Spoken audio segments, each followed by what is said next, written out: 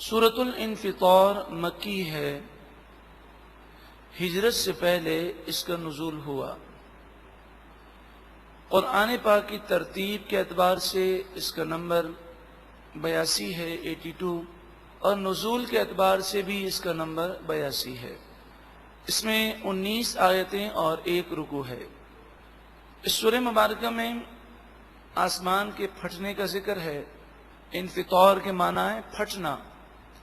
اس مناسبت سے اس سورہ مبارکہ کا نام سورۃ الانفطار ہے۔ اور یہ تو آپ اس سے پہلے سن چکے ہیں کہ نام ہم اپنی مرضی سے سورتوں کو نہیں رکھ سکتے، بلکہ نام بھی وحی الہی سے جانے گئے۔ رسول اللہ صلی اللہ علیہ وآلہ وسلم نے جو ہمیں نام بتایا، اس سورہ مبارکہ کا وہی نام ہم رکھتے ہیں اور اسی نام کو پڑھتے ہیں۔ بسم اللہ الرحمن الرحیم، اللہ کے نام سے شروع جو بہت زیادہ مہربان نہایت رحم کرنے والا۔ اذا السماء انفطرت، جب آسمان پھٹ جائے گا۔ قیامت کی ہولناکیوں کا ذکر ہے۔ ارشاد فرمایا جب آسمان پھٹ جائے گا۔ وَإِذَا الْكَوَاكِبُ انتَثَرَتْ، کواکب ستارے، انتصرت جھڑ جائیں گے۔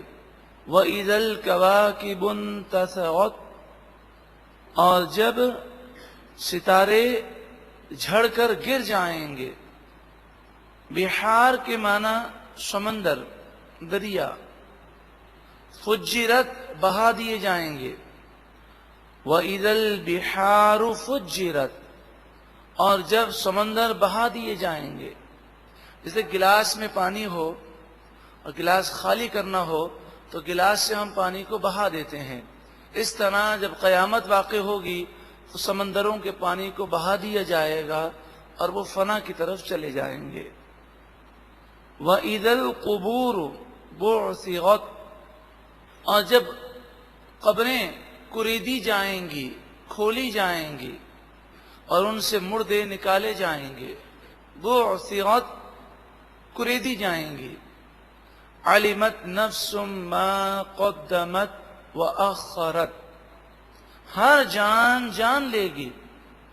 ما قدمت، کیا نیکی اس نے آگے بھیجی۔ واخرت، اور کیا مال اس نے پیچھے چھوڑا۔ جو آگے بھیجنا چاہیے تھا وہ اس نے آگے نہ بھیجا، ہاں پیچھے بہت چھوڑ کر آیا تھا۔ بینک بیلنس، فیکٹری، گھر، بنگلہ، کاریں، وہ سب دنیا کے اندر تو موجود تھیں۔ فانی دنیا کے لیے ساری کوششیں کی، لیکن جو آگے بھیجنا تھا اس کی طرف توجہ نہ تھی۔ لیکن کل بروز قیامت اسے احساس ہوگا کہ کیا میں نے آگے بھیجا اور کیا مال میں نے پیچھے چھوڑا۔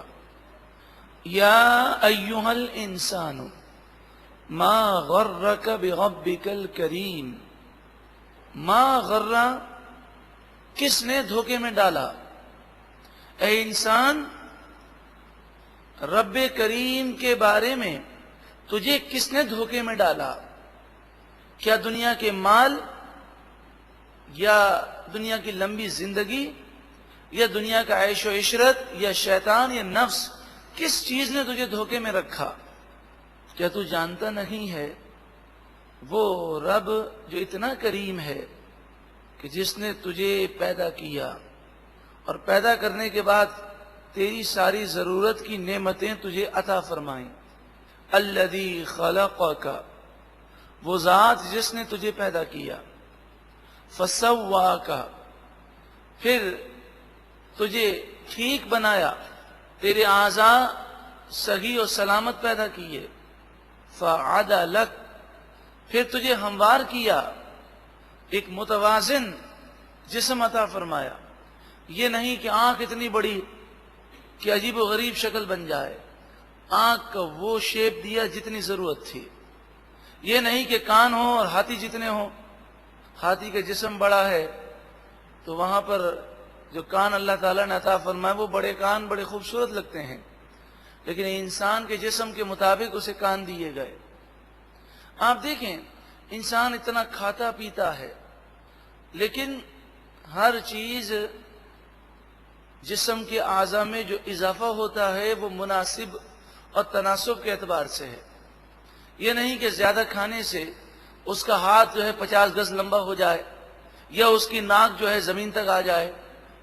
اگر اس کا قد بڑا ہوتا ہے تو ہر چیز اپنے اعتبار سے جتنی ضرورت ہے اتنی ہی بڑی ہوتی ہے.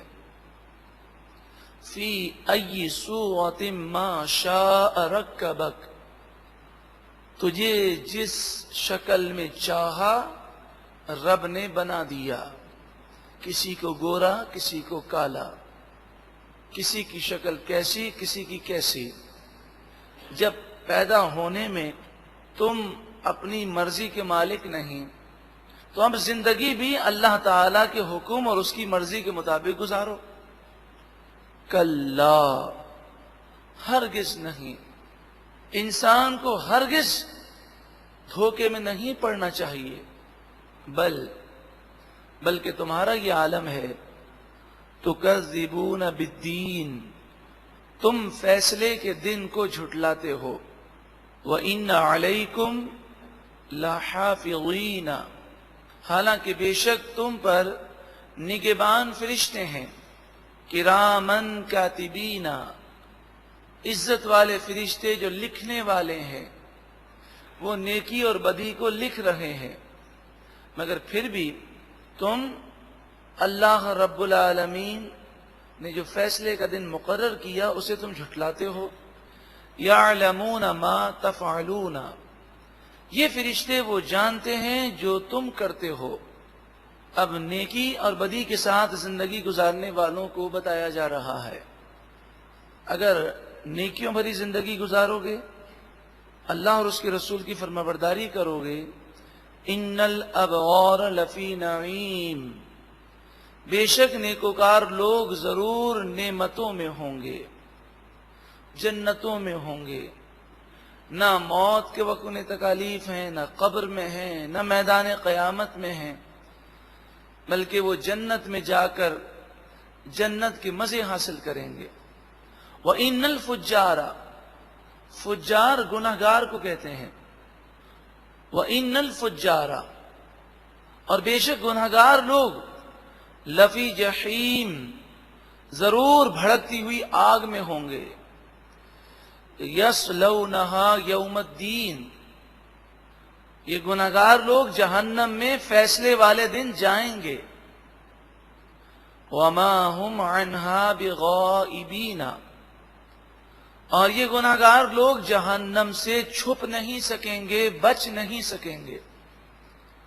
وما ادراک ما یوم الدین، اور تو نے کیا جانا کہ فیصلے کا دن کیا ہے.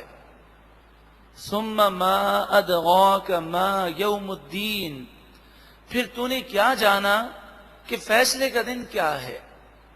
یہ عربوں کا اسلوب ہے کہ جب کسی چیز کی اہمیت کا احساس دلانا ہو تو سوالیہ انداز میں اس چیز کو دہرایا جاتا ہے. یوم لا تملک نفس لنفس شیئا، کوئی جان کسی جان کے کچھ بھی کام نہ آئے گی.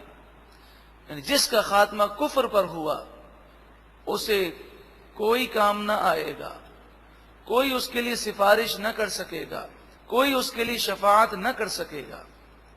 لیکن جس کا خاتمہ ایمان پر ہوا، اللہ تعالیٰ جس پر رحمت فرمائے گا تو اللہ کے نیک بندے اس کی شفاعت کریں گے. جائے گا تو وہ اللہ کی رحمت سے جنت میں، مگر نیک بندوں کے مقام کو اللہ تعالیٰ وہاں دکھائے گا.